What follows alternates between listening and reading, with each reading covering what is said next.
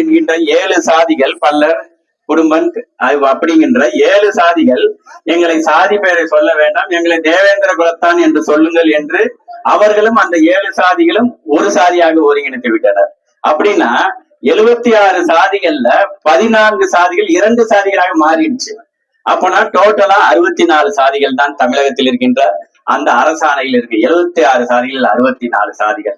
இந்த 64 சாதிகளில் 2 சாதிகள் கம்மாளன் படாளன்கிற சாதிகள் சென்சஸ்லயே இல்ல, மறைந்து விட்டது. அப்பனா கிட்டத்தட்ட 62 சாதிகள் தான்.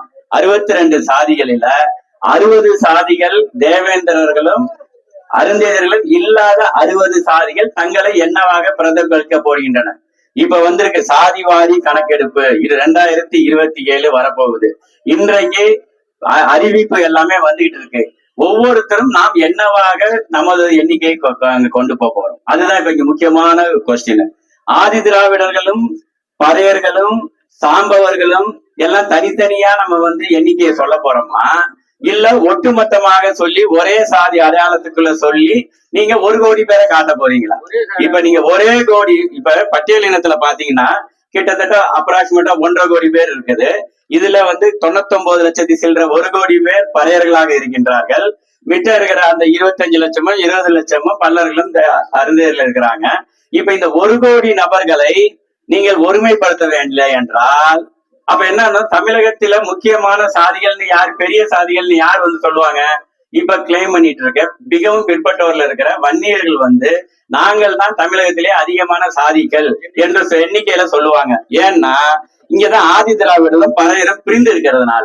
இப்ப இந்த பறையரையும் ஆதி திராவிடரையும் மற்ற உற்சாதிகளையும் நீ இணைத்து 60 சாதிகளையும் இணைத்து நாங்கள் ஒரேதாக பறையர் என்று நாம் முடிவெடுத்தால் நம்ம அந்த 1 கோடியை மீட்டெடுக்கலாம்.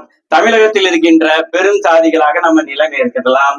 அப்படி நிலைநிறுத்தும் போதுதான் நமக்கான உரிமைகளை நம்ம பெற்றெடுக்க முடியும், நமக்கான இடஒதுக்கீட்டை பெற்றுவிடுக்க முடியும், நமக்கான இந்த ஸ்பெஷல் காமன் பிளான்ங்கிற சிறப்பு உட்கூறு திட்டத்தினை நிதியினை நம்ம பெற முடியும். இல்லை என்றால் ஏற்கனவே நம்ம எல்லாத்தையும் இழந்து இருக்கின்றோம், இப்பதான் வந்துகிட்டு இருக்கோம். இருக்கிறதையும் துண்டு துண்டாக போனால் இறந்து போகின்ற சூழ்நிலை உள்ளது.